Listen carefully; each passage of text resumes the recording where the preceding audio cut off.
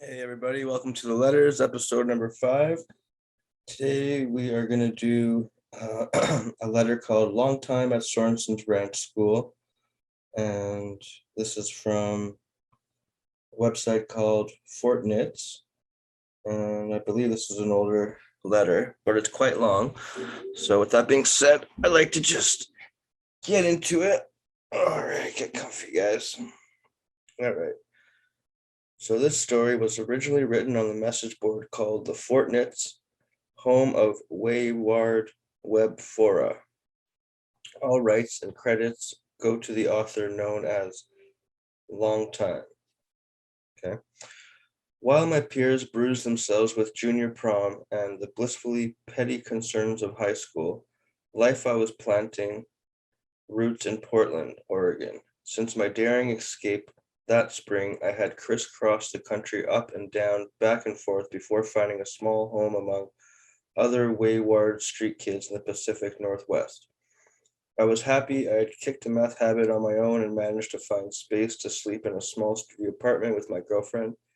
Even though I rarely had money, and my girlfriend and I sometimes had to steal the occasional bit of food from our neighbors, I'm sure they knew. I had a place in the world. Most importantly, my life was my own.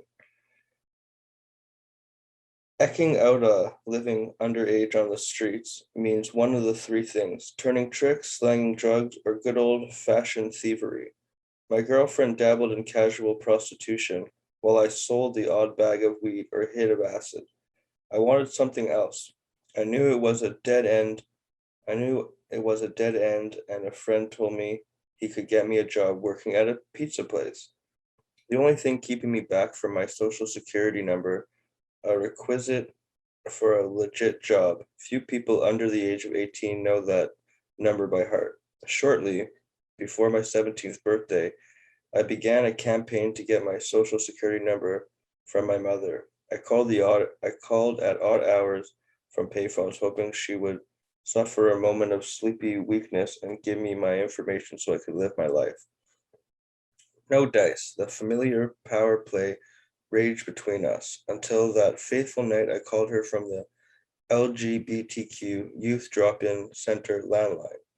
When the cops came an hour later, I was lining up a billiard shot. They said my name. I was so shocked I gasped. The jig was up. One of my friends grabbed me and tried to hide me in the back room, but the cops insisted I come with them. My crime? Underage runaway. The jail made 3 attempts to put me on the plane to Utah, all of which I thwarted. Round 1, induce asthma attack. Round 2, make scene while handcuffed in front of the gate. Round 3, flat out refuse to get on the plane. I knew I was going somewhere awful in my time at San Marcos. I heard just how bad it could get. Anything on a ranch was a danger zone, just one step above international reform camps. I knew about beating, sexual assault, physical torture, isolation, and the occasional deaths. I was prepared to make transporting me there as difficult as possible. The escorts came, a Mormon husband and wife team in a rental car. I hated them immediately. I sat in the back watching my whole world disappear into a rear view mirror. I would never read my journals again. My clothes would be donated or sold by the time I returned a year later. Most of my friends would be dead. A period of my life wiped off the planet in one fell swoop. I taunted the escorts. I asked where the other wives were, and I told them I was practicing Satanism. The man's face flushed red, and he called me names before informing me 90% of the world was Christian. I laughed and asked if he'd ever heard of India, or the Middle East, or China, or Northern Africa. I found some perverse delight in intellectually dominating this backwoods middle aged man. After he snapped and yelled at me, I slumped into the back seat with my feet against the window. I began tapping with my toes and asked, "What if I broke this? Is that your plan?" I shrugged, "Maybe."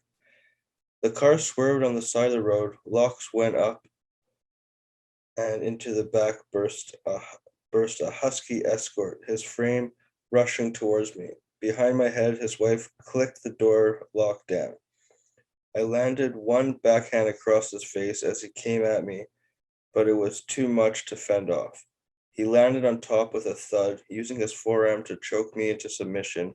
Tears welled from my eyes. I tried to scream, but all that came out were mangled rasps. The more I thrashed against him, the harder he weighed on me. I finally went limp. He pinned me there for a moment longer before getting off me and back into the driver's seat. No, no, such a smartass now. Not such a smartass now, are you? I touched my tender throat and wiped my tears off my face. No words came out for him. I simply sat in shock for a little while, but I am nothing if not determined and soon came up with another monkey wrench. I had to pee, and no, I couldn't wait. They were rightfully suspicious of me, but their aversion to a urine-stained rental car proved stronger than their misgivings. When we pulled into the rest area, both escorts turned to me and said I had to follow everything they told me to do.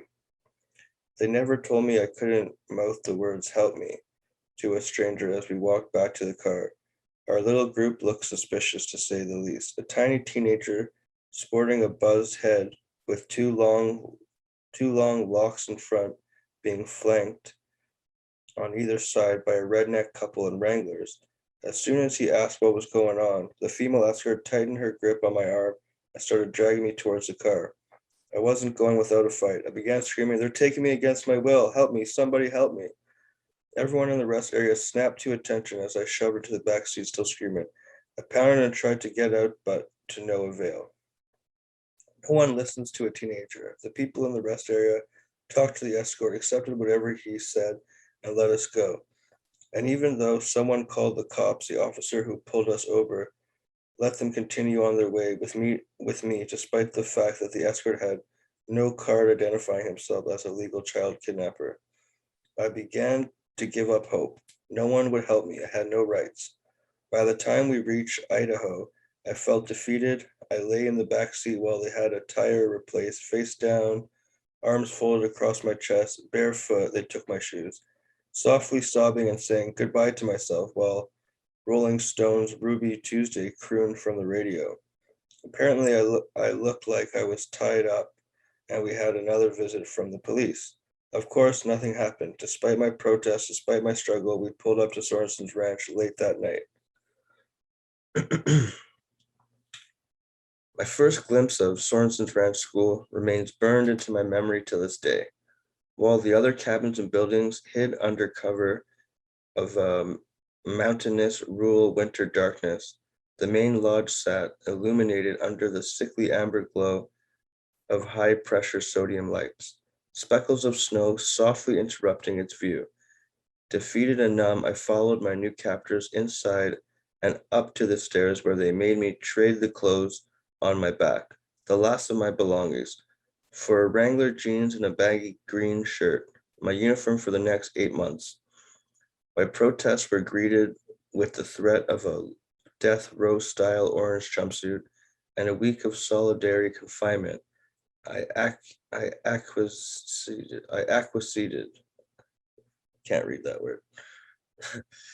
From the first couple of weeks, my shoes were taken from me and I couldn't go anywhere without someone watching me. Sometimes this was a staff, and other times I was given a PPMer, an acronym for Positive Peer Model, basically another student. My first PPMer was a girl who had been on the ranch for over a year. We sat in the lodge by a large bay window so she could watch her other charge, a 13-year-old girl from Brazil sitting outside in the snow, dressed only in an orange jumpsuit and flip-flops, with a sleeping bag wrapped around her for warmth. I learned that someone had brought back drugs from a home visit, and the staff were keeping her out there to force a confession. A tall, lanky cowboy strode towards where she sat. He bent over and began yelling at her. She cowered and tugged the sleeping bag tighter around her shoulders. Then he grabbed the back of her head and shoved her into the snow before walking away. I later learned that man was the town sheriff, in addition to his employment at Sorenson's Ranch School. I realized then how utterly powerless we were. They even took the last scrap I had of myself, my rather unorthodox haircut, buzzed short all over for long front bangs. Many years later, I discovered Shane Sorenson, the man with whom I pleaded to keep my haircut, was under a court order not to work with minors. I stood in front of the bathroom mirror and sobbed at my image. Drab, ill fitting clothes and short, uneven hair framing a desperate and sad face, there were barely anything left of me. Before you think to yourself that a haircut and a change of clothes is no big deal, consider how much of our identities are tied into these seemingly superficial things. An editorial in Colors magazine said it best. If hair is language capable of expressing everything from political rebellion to religious devotion to a choice of poor hairstylist, then having no hair or having no control over it is a kind of speechlessness. During World War II, the Nazis reduced the prisoners to silence. Today, armies subordinate new recruits with a hair clipper. Iranian clerics control female sexuality by enforcing the veil. Japanese schools instill discipline with the marigari and personal buzz cut. The police mark criminals by shaving their heads in a local twist on this ancient punishment. Malaysian police single out illegal aliens by raising their eyebrows, making it impossible for them to find work in the country. And that was the point of controlling our appearance, taking control of our minds and who we were. This was one of many tactics to break us down. At this point, I was a veteran of the troubled teen industry. I had little less than a year until my 18th birthday, that magical date that would finally grant me my rights. My plan was to keep busy and stay out of trouble. After this first month, I figured out which guys were smuggling drugs in through the contacts in the next town. I knew which students were chronically in solitary confinement. I knew that I had to make up drug issues for the therapy group, led by a therapist, led not by a therapist, but a staff, and spent each session talking about how much I loved meth, a destructive drug I came to despite after quitting on my own the year before. I knew one of their stated goals for me was to go to college, my only way out before I turned 18. So I spent all my time buried in books to get high school diploma at my own pace. But the one thing they wanted to hear from me was that I was there because I was a bad kid. I knew they were wrong and tried to tell my mother what was going on there. Unfortunately, all phone calls were monitored by counselors, and I was silenced after trying to tell her about the isolation cabin and the punishments that went on there. My counselor cut me off by hanging up the phone. You're getting too excited, she said. You can't talk to your mother like that. They wanted me to admit that I was wrong and that my mother was right. That was the only thing I denied. I denied them. That is until Dee arrived on the scene. Dee was a tiny, spirit-like 13-year-old girl. She arrived a month after me, sporting the same haircut as I had. I went out of my way to warn her about the impending cut, and we came to find out we had friends in common in the outside world. This thread of commonality proved to be a bond I couldn't resist. We hugged each other and played with each other's hair, willing it to grow as fast as possible. We swapped stories and laughed. We found some sense of unity in the world filled with arbitrary punishments, isolation, and powerlessness. Our friendship proved to be fodder for our downfall. 2 months after my arrival, I was summoned to the attic office in the main lodge. I ran into D the way over, both of us completely bewildered as to what was happening. The only time we were called into the office was if you've broken one of their hundreds of rules. We hadn't done drugs, had sex, masturbated, snuck a phone call, plotted an escape, tattooed ourselves, been chewing gum, stealing, or anything that could be considered a violation. Confusion mixed with mild terror settled in as we sat down in front of one of the head staff members. He sat in front of the wall of monitors feeding images from each stall of the solitary confinement building. The screen inhabitants sat with their backs to the cameras, still and stiff in grayscale.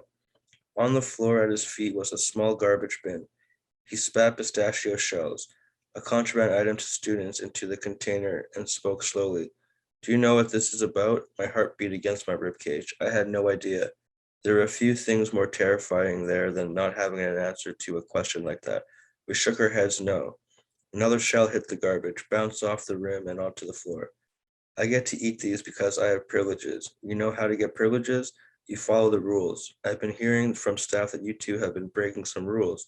Speechless, we looked at each other and then blankly back at him. He continued, people are saying that you two have been touching each other. It seems you have been having unnatural sexual relationships. I found my voice. What? No, we haven't done anything like that. I swear we haven't done anything wrong. D nodded in agreement. He put the pistachios aside and leaned back in his chair. Well, I'm inclined to believe the staff here. I think you two will have to go on into solitary until you'll learn to tell the truth. My heart plummeted into my gut. I tried to protest, but I knew it was useless. He radioed to the staff, monitoring the isolation cabin, monitoring the isolation cabin, and told them to expect us. Aside from my arrival, I had only been threatened with solitary confinement on one other occasion. My friend, who was openly lesbian, was slow dancing with Dee at a rare social event in the lodge when they were separated by staff. When they told me I had become incensed and demanded to the staff to be allowed to dance together since the straight girls were doing the same thing. We were quickly whisked to the attic office and shown 3 orange jumpsuits with their names on them. If we push the issue, good for 1 week in the cabin of solitary confinement. The isolation cabin sat left of the main lodge, tucked in among the cabins of the boys' side, a long rectangular building with about 8 to 10 stalls along the back wall, a tiny bathroom on the far left, and a door on each end of the wall opposite of the stalls, each of which was monitored by a small video camera mounted on the ceiling. In addition to the cameras, a staff member sat at a desk across from the stalls and made sure the students sat upright in a tiny prison cot in each stall facing the blank back wall. Our hands were to remain on our knees, our backs upright, and our mouths silent.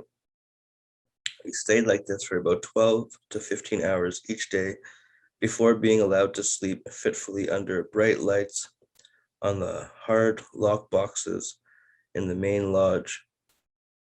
Dee and I were allowed to remain in the uniforms instead of the bright orange death row jumpsuits because we weren't officially being punished. Each morning, we were individually taken to the office again and asked to confess to sexual activities. That never happened. When we refused, we were sent back to solidarity. Every chance I got, I whispered to Dee to stay strong, to not give in, to find strength in united defiance. But she was only 13 and not yet hardened by these places. After 3 days of forced silence and immobility, she broke down and gave a false confession. I spent my last day in solitary, betrayed and frightened. I didn't know what Dee told them, and I needed to make sure our stories matched. If I couldn't give a similar account, I feared I'd remain in there indefinitely.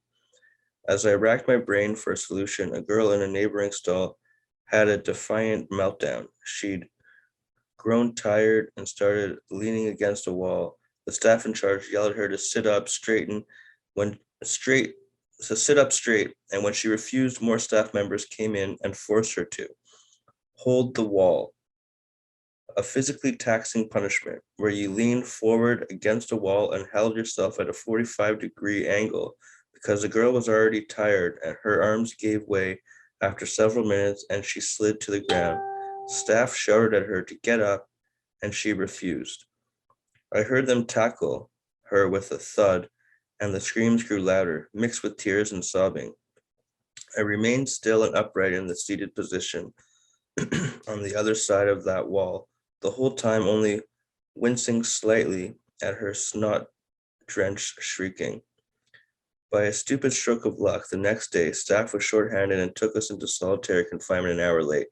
I saw Dee come into the lodge for breakfast as we were about to be led out. In one quick hush moment, we started in different directions, pretending not to see each other while conversing under our breaths. She repeated everything she'd confessed to and said she was sorry. I only felt relief knowing I could be released from solitary that day. I went into the attic office for the fourth time that week, shoulders slumped and weary. Lies tumbled from my lips. I stared at the floor while I told a middle-aged man how I had fingered my friend in the bathroom, kissed her many times, and had sex with her in a cabin. Disgust welled into me like a broken sewer pipe, flooding my veins with self-loathing and having to say those things to him. Doesn't it feel good to finally tell the truth? He said. I wanted to vomit. He sent me back to solitary to wait for my counselor to pay me a visit. She and I hadn't spoken since I refused to grant my mother's attorney privileges over my educational trust fund. A trust set up in my father's will meant to support me through higher education. I was livid that they would use my money to keep me locked up. They were determined and figured out how to access my funds despite my protest. I remember walking past the open door of an office where my therapist, who only met me for me on 4 occasions over 8 months, my counselor and other staff member counted out stacks of cash on a table as I stared. My therapist looked up and said, I'm not talking to you, little missy. Since you won't sign those papers, I walked away, flushed with anger. But now I couldn't muster anger. They'd breaken me. My counselor came into the stall and sat me on the bed. She told me she was glad I had confessed and it represented progress. Then she repeated the question posed so many times to me already. Do you understand why you're here? I said the answer I knew they wanted. I need to learn to listen and to do what my mother says. I began crying, continued with a nugget of truth. I wanted to be good. She hugged me and told me they let me out that day. After my release, I was demoted to level 1 upon arrival. Everyone was level 2. A common knowledge held that part of the program was demotion to the lowest level before being allowed to gain more privileges. Each level granted more freedom and was one step closer to being released. The day I was sent to solitary, I was living in one of the level 2 cabins, but would now be demoted to the filthy and overcrowded level 1 lodge, where I contracted a horrible fungal infection on my feet from the dirty showers. Of course, I was made to sleep in the main lodge for a week while staff debated whether or not I was danger to the other girls. They said they were concerned I would sexually assault them. My self-esteem sank into oblivion. But I persevered and endured the physical punishments doled out to level 1s, thankful for the winter that prevented too many long desert hikes. Every Friday night, we did the workout, a several hour test of physical endurance. Started with laps around the gym, counting off each one in unison. For every late person, we got 5 more laps. Every time they caught us cheating by skipping numbers, we had to start over. After running, there were burpees, push-ups, sit-ups, jumping jacks, sprints, duck walks, crab walks, kangaroo walks, and wall sits. After all that, we're given 5 minutes to eat an apple, have a glass of water, and go to the bathroom. I used or because there were never enough time to do them all. You could only finish one before repeating the workout over again. Then we went to bed a bit, doing another workout at 5 a.m. both Saturday and Sunday mornings. The workouts usually took 3 hours, though any defiance or lagging by one person would earn punishment for the whole group. I was told one workout lasted for over 7 hours. During the rest of the week, we went on hikes or did forced labor on the ranch. If someone was still being defiant, they had to shovel piles of horse manure wearing their own shoes, of course, or made to dig 2 by 6 by 6 hole in the ground or fill another hole up. Before I had arrived, kids were made to both dig and fill the hole, but a complaint to a child protection agency put a stop to that. I kept to the rules and focused on getting through college admissions. I, I turned a blind eye to the physical hold downs and punishments meted out to the lower levels and put all of my energy into getting myself out. I ascended quickly through the program, and after four more months, I had earned my high school diploma, taken the SATs, and been accepted to every college where I applied. I was so good that they allowed me to go on campus tours with my mom that June. I behaved. I didn't run away, even when I had the chance. And that kind of behavior from a girl who jumped out of a second story window that year before was too numb and broken and scared at that point to do anything on my own. When I got back from college visits, they kept me for another month. I lived in a private trailer with another high level girls off campus and spent my time filling in for the staff and supervising lower level students. When staff wasn't looking, I tried to treat the other kids with kindness, telling them that they could cry or scream or jump around, but do it quickly because I have to take them back outside to sit on the fence. I spent my last month in relative freedom there. My housemates and I were even renting an R-rated movie from the town general store, The Matrix. It blew our caged little minds. We watched it 3 times back and forth. The idea that we were experiencing wasn't real, but a computer simulation was an intoxicating one. We laughed hysterically at the thought that we had really been free this whole time. We held it with us with a warm secret. We also returned the movie as early as possible the next day for fear of reprisals. And just like that, I was released in August. I spent 3 weeks living with my mother. The outside world frightened me. For the first time in my life, I was having nightmares and anxiety attacks. When I spoke, I did so looking at the ground and covering my mouth with my hand. A once ballsy young lady, I had became sad and hesitant. Months of punishments, walking single file in public with my hands behind my back, forced to avoid contact with the outsiders, and the constant fear of physical assault for the catch-all defiance. Violation had left me broken. I cried for no reason. People terrified me. By the time I went to college and found out most of my friends in Portland had died from drug overdoses, I was in a pit of loneliness. Everything I had before they took me to Sorensons Ranch School was gone. My friends, my enemies, my clothes, my journals, my art, my entire life wiped out in one night. I thought often of suicide. I tried talking to a therapist on campus, but found that very active therapy triggered me. I wanted to drop out of college, racked with guilt over my friends' deaths, and there was no one to talk to. I tried, but the story is so intense, and most people look at me in shock and can't handle. They don't know what to say, and the conversation inevitable stalls into an itchy silence. I did my best to move on and forget. By strokes of luck, I found circles of loving people who accepted me for all of my weird quirks and occasional emotional outbursts. Eventually, I found a therapist that I could talk to. I went to get a master's degree in a field I found mentally engaging. In short, loss of love and acceptance combined with 2 years of weekly therapy sessions healed me over time. This August marks the 10-year anniversary since my release. I've tried many times to write about what I went through, but was never able to get past the first few sentences. When I read Xandire's post a few weeks ago, I felt physically ill and spent a week uncomfortably sobbing on my couch. Then I pulled out my laptop and began to write my story. A happy ending. My life is awesome right now. I have amazing friends who support and love me. I have nothing but opportunities in front of me right now, and the future looks bright, though uncertain. Most importantly, I'm free. I can go where I want, when I want, with whomever I want. This is all I ever really wanted in the first place, and now I have it. Above all else, getting through all that turmoil showed me the extent of my unwavering resilience.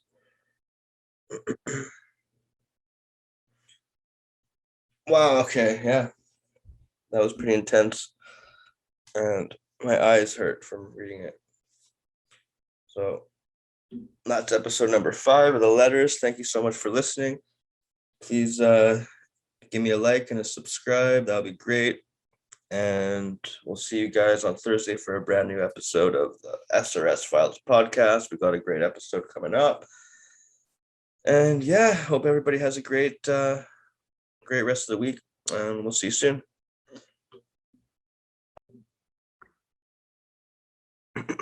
All right, so we're not done this letters episode. I'd like to read you guys the comments because I find those are probably the most disturbing. very well written letter. And so here, I'm not going to say any names to keep it anonymous. So I'll just read the comments and I'll let you know when it's a different one. So first comment. Thank you so much for your story. I was thinking of sending my stepson to Sorensons Ranch. I thought I'd better Google it first. I'm reading horror stories about this place because of you and others who have spoke out. I'm not sending my son anywhere. Thank you again for your courage. Next comment. I'm so glad you did not send your son. Next comment. Sorensons is the most fucked place on earth. Next comment. This comment has been removed by the author. Okay. Next comment. My name is, and I was court ordered into SRS for 9 days before I was 18 years old, September 21st, 2009 to July 23rd, 2010. Worst hell of life ever. They took away my freedoms, my rights, my entire livelihood. Thank God I played the system best I could. I left before a year. They're at level 5, almost unheard of. They dictate when you can and can't even talk to your parents. You can't see your parents again unless they say so. Kids died. Accidents, my fucking ass. I'm from Utah, born and raised. I'd beat the shit out of anyone who thinks of sending their kids to this hellhole. Black spot upon an already fucked up state. These fuckers need to be shut down. Level 1, you're a slave. You do literal slave work with no shoes, no shirts in the cold. Pointless, meaningless workouts and 4 a.m. to 9 a.m. hikes, no breakfast in below freezing weather, snow, etc., etc. There's a special place in hell reserved for those neo-Nazi, slave-driving, child-abusing, egotistic, narcissistic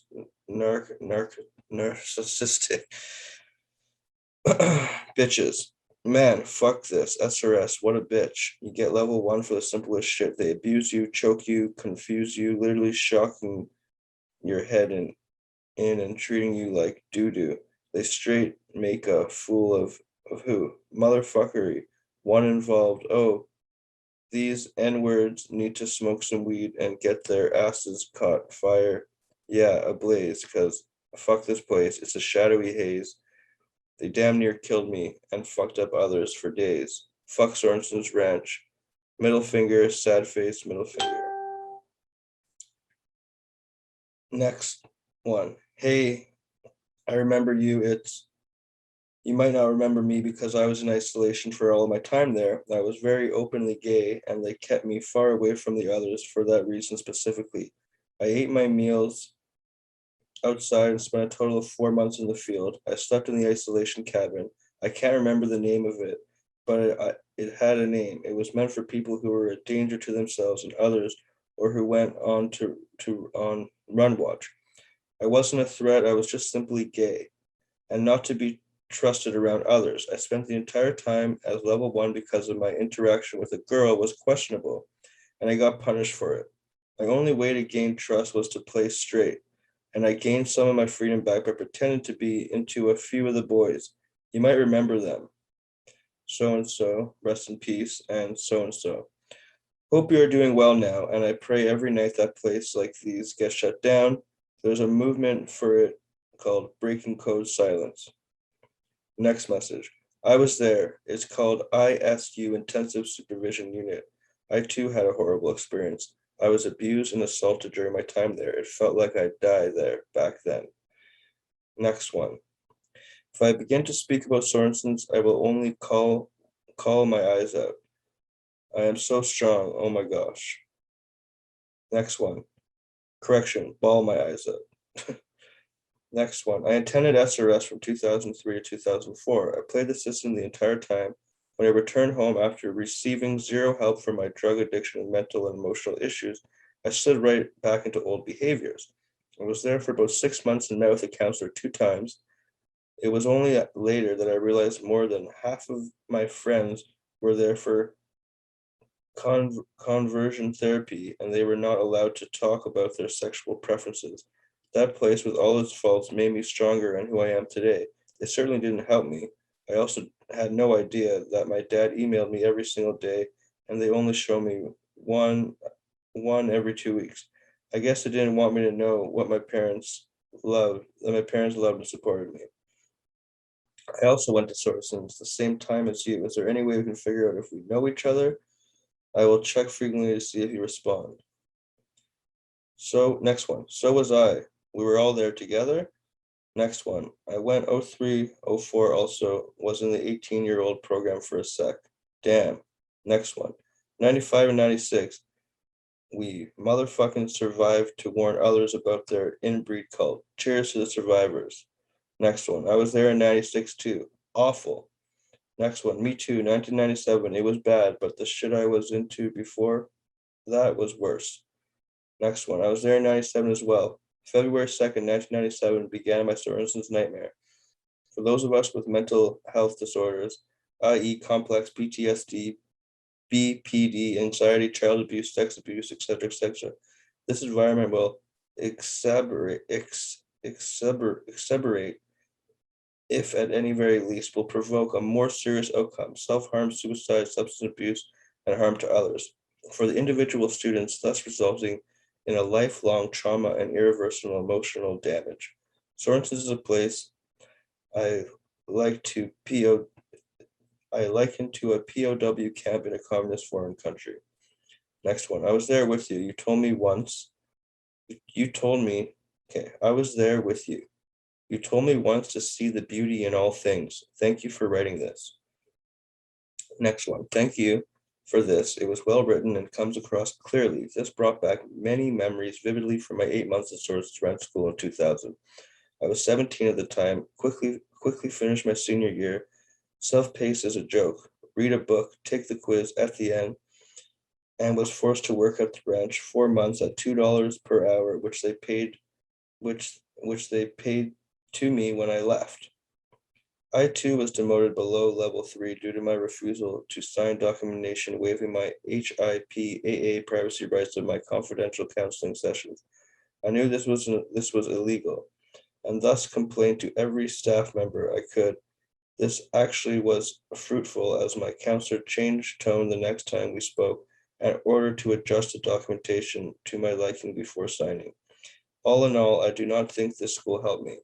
I was a nonviolent kid who liked to party with very religious parents who didn't understand. It took college for me to grow up, not a placement school. The staff did go out of their way to intimidate all the kids, with several 200 plus men tackling a 100-pound kid, twisting hands backwards and arms to the side in floor restraints. If he said no to an instruction, I was shocked. This type of behavior was legal. Parents can't vent that to their kids in most states. Next. I was there 2000, 2002. I was one of those restrained often on level 1. I was 16 through 18. There was the worst 2 years of my life. My sister was also there. I went to SRS when I was 15 in 2001 to 2002. I haven't thought of that place in a while. I just Googled to see if it was still open and saw this. My God, thank you all. I forgot my mother told me I could raise ponies. The peers that picked me up at the airport with the worker, well, I guess they noticed I was really smiling. On the car ride there, I remember them asking me, "Do you know where you're going?" And I told them my mother had said that they looked at each other and shook their heads. You have no idea what you got yourself into. I was anorexic before going there and still struggle with it to this day. But I remember them saying it was a form of self-mutilation. Level 1 isolation in the workouts. I also had to work off 90 hours, speeding through school at the modules was the only thing that saved me. Next. It's been 18 plus years since I've been at this fucking place from hell.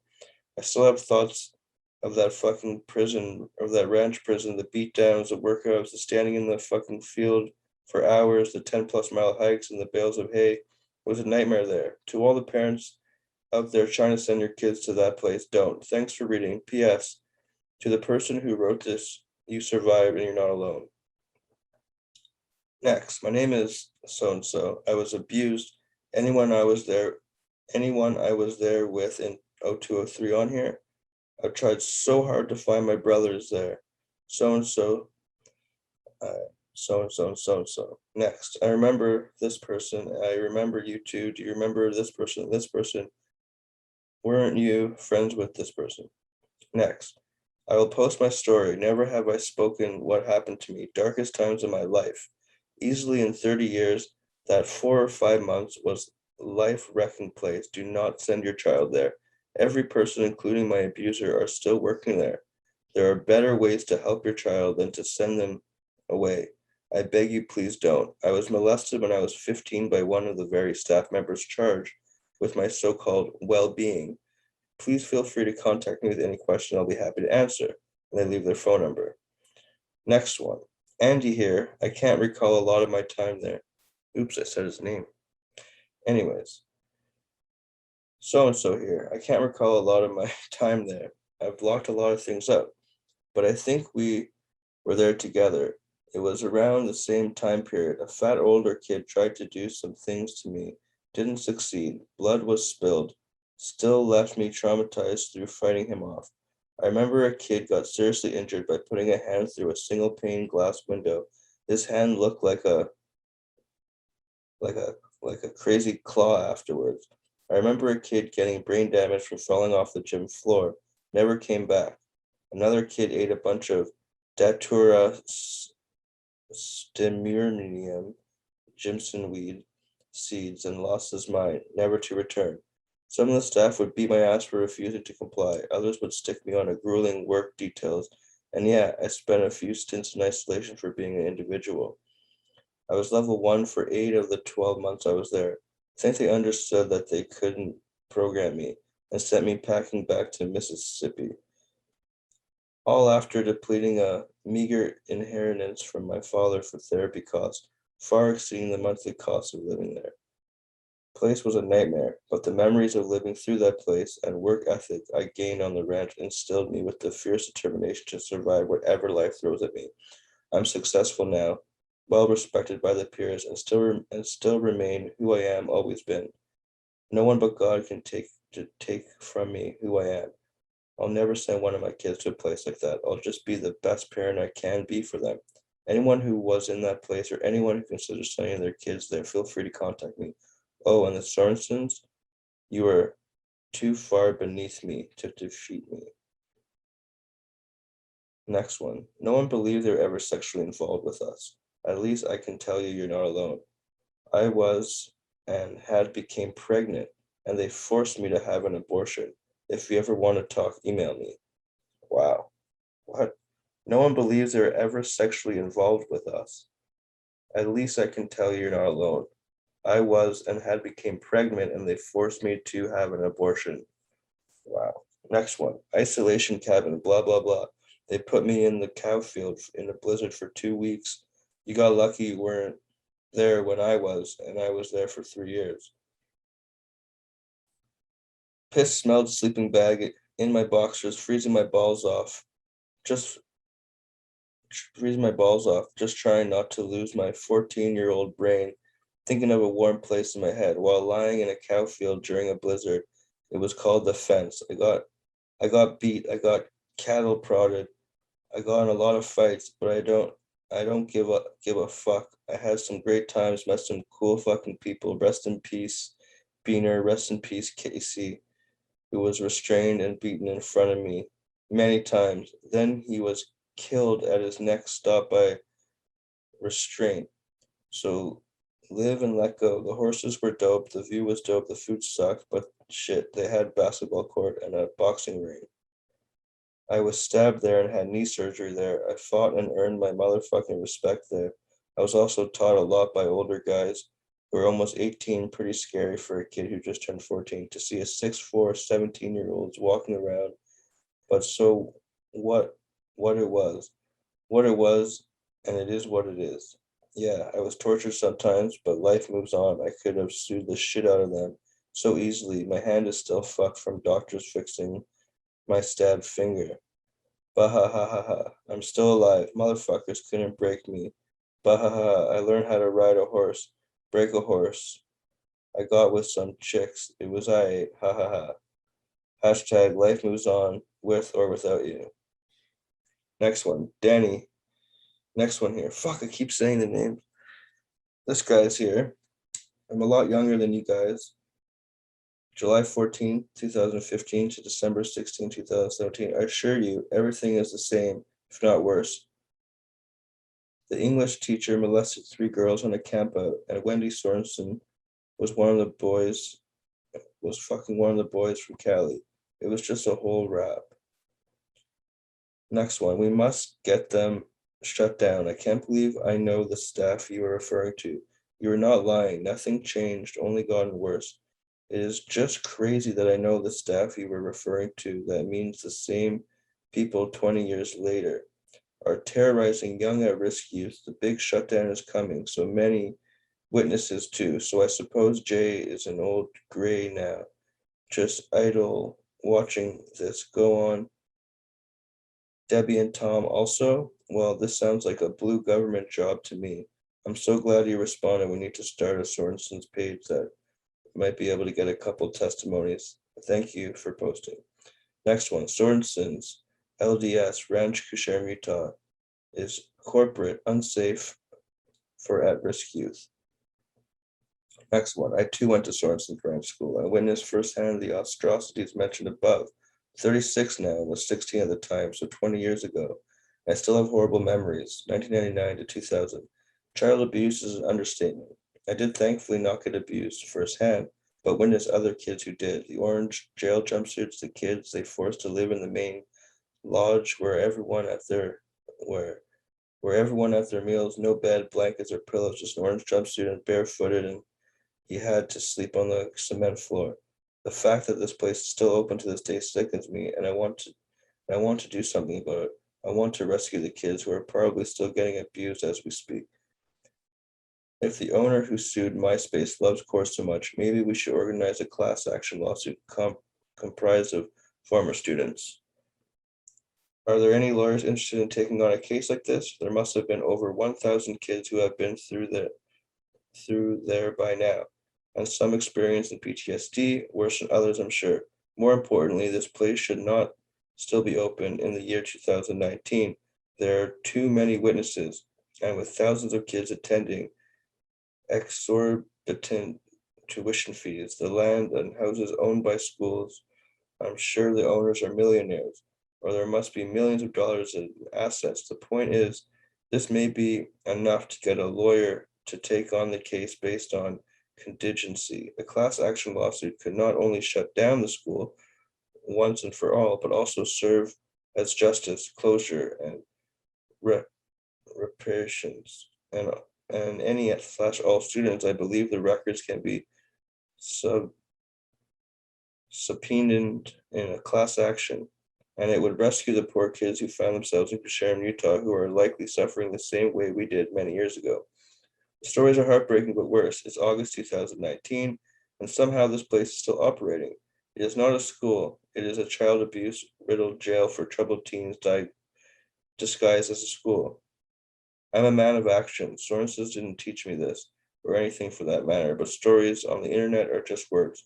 I want to see this place shut down and put out of business, once and for all, and to rescue the kids still there today and justice served. I would be shocked if any former student would say that place helped them. Their website is such a complete joke. The testimonials must be made up.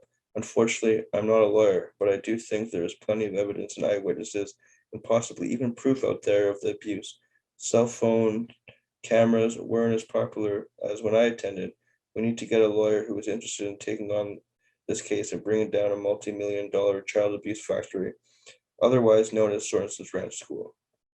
I am a lawyer and could probably organize something, but I am so busy and I've never handled a case like this. I would need help with outreach and getting plaintiffs signed up. I was there in 2001, 2002. I can confirm everything you were talking about. I was sexually assaulted there. My name is so-and-so. Here's my number.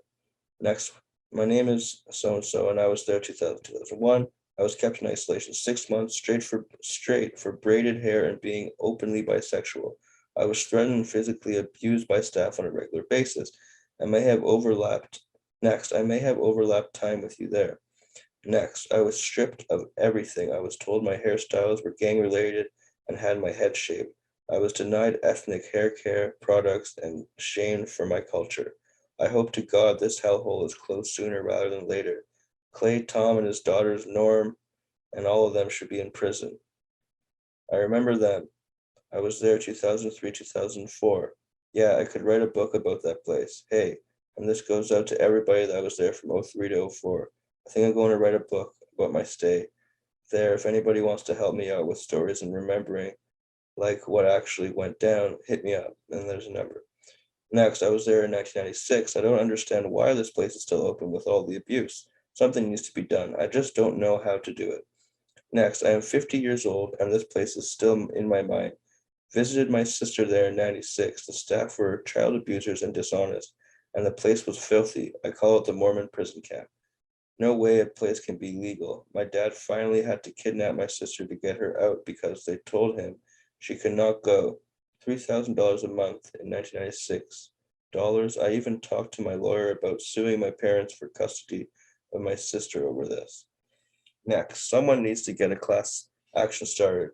I am also a victim of Sorenson's branch school. Paris Hilton has been using her fame to shed light on abuses by these types of schools. Everyone should sign her petition on change.org and write their story to her email address in her petition. These sick fucks need to be shut down and made to pay reparations for all their abuses. Next, I was there 2015, 2017. That place was horrendous. I still cry from it. They ruined my goddamn life. If anybody would like to message me, send me a message. Next, I am a commender above. I forgot to say I was there 01 to 2002. May have overlapped time with precinct commander. Next, don't ever send your child there. My child was sent there for behavioral issues.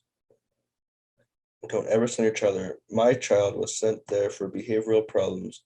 They made her eat in the barn when it was snowing. She could not let us know she was treated. She was treated. They didn't let her have the Christmas present we gave her. It is nothing but a slave camp, so Utah doesn't have to hire local to do the work, and California pays them to treat your child like shit. It should be shut down and save California a lot of money. We took her out after 8 months of hell. They all need to go to hell. Please do not send your child there. I'm thinking of filing a lawsuit against them. They hire criminals as consult counselors. I posted my story. I too am interested in a lawsuit. Please contact me. Next, my goodness, I am feeling the flood of emotions as I read the main author's story and those that follow. I don't know if there is any amount of justice that could be served for the absolute horror and abuse you endured. To the main author, your horrible experience is so beautifully written. You are a very talented writer, and although I do not know you, I am proud of you. I hope the attorney who has reached out in this post will be able to take on the class action lawsuit and can recommend someone who can. Next, I was there 18 months, so traumatic, and so many things happened within 18 months. I know a lot that has gone on there while I was there. I am 25 now and still in shock about the memories there. My case manager was Octavia, the coldest, meanest lady there, and along with Norm. They're horrible people. I can go on about the abuse. It's so sick. Next, PTSD. All I can say is I went there from 16 to 18, didn't diagnose me right either, ruined my relationship with my parents. You're right, no one listens to a troubled teen. Next, I forgot my name is Kim. I forgot my name is so and so. Fuck, I keep saying the names, which isn't probably that bad, but hey, I forgot my name is da da da. But when I went there, it was so and so. I got way busted for tattooing so many people, and for the rat poison we passed out to all the girls in cabin 1. That ended in over 10 girls in the hospital needing vitamin K shots for the next month. I was in a few memorable fights and blanket parties, hog backs, and horse camps. Octavia was indeed my counselor, and they had me on over 175 milligrams of Ritalin daily prescribed by who? And then wondered why I couldn't keep out of trouble. I was no stranger to the orange jumpsuit, no shoes or coat, no socks, sleeping bag, check, sitting in the field back of the lodge in 2 feet of snow and being -10 outside, sitting on the fence, level one room. Oddly, the one comfort I found was my allowance, in which I spent that shit on make-away popcorn and ruby red squirt. Anyone remember this person and his obsession with huffing in the shed, or this person, this person? The only lady that was halfway decent was the music teacher, who also did art class. I can't remember her name. Started with an M. I just remembered Burnell was still the head of the school back then. Greenwich was a 10-mile hike starting point, and grandma was cool. I remember having only one cigarette my 8 months vacay up in the top of the lookout in the barn. It took the pain from being assaulted repeatedly month after month by male and female staff away it even for one brief moment. Please feel free to call me if you want, or talk, or need signers for a suit. I'm all in. I'm 40 now, but it's still fresh in my mind. Wow. Well, I smoked up there too. We got cigarettes out of some ashtray rolled up, cigarettes and Bible pages, 2003, 2004. Next. I was there 7 months, 98 to 99. I'm turning 40 next year, and I'm just now realizing how deeply I've buried my experience. Sheriff Norm's daily wake up calls, yip, yip, yahoo, get out of bed. Clay's instant belittling, Tom's neo Nazi menacing eyes, the jumpsuit, the workouts, the level one hikes, my counselor dismissing my family trauma that led me to my drug use, the constant fights I got into simply trying to defend myself, and the crazy restraints I saw the staff inflict on kids. I worked assistant, lived off campus with a family in town, Christine and Greg. They treated me like family, and for that I am grateful. I lived there with Charlie, aka Peaches, graduated, and then worked for $2 per hour with the ranch hand, Bill. Once I helped birth a dead calf. Another time I watched a baby colt die in my arms after Bill put the hydration tube in the wrong pipe and into the baby's lungs. Devastating to the watch, as best SRS is inept and incapable of providing counseling and treatment. At worst, it was straight up child abuse. Is it just me, or did they have everyone on trazodone? Scary shit. My name is so and so. I can be reached here if anyone wants to reach and connect. Class action time. I cannot press this issue enough. This place is not going to change or help children unless they have one actual serious problem. 2, already want to change. And 3, are a boy, this place is not safe for children of all ages and genres, but girls are exclusively in danger at the establishment. I have seen many and disturbing and perverse happenings in Kusharim, Utah, and I have spent my fair share in court speaking upon the subject matter. Do not send children to Sorensons. Integrity, identity, morality, and any sense of security, development, human characteristics that undoubtedly will be stripped from any child that is sent. Child that is sent to this valley school. You have been thoroughly warned. Find another well-warranted place for the child you see as needing desperate help, owning a large perspective of the boy's life in Kusharim Valley, as well as a small glimpse into the girls' lives. I find it hard to feel any way joyous about a 4-day hike through 24-degree weather with overalls, a hoodie, and cowboy boots.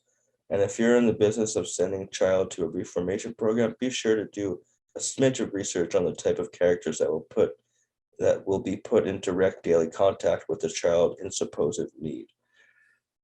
Fuck. Those are intense. I can't believe those replies for just that one person's story. So there's lots more stories as well. So that concludes for real this episode of Letters number 5, 6. I don't even remember anymore, but put it on the thing.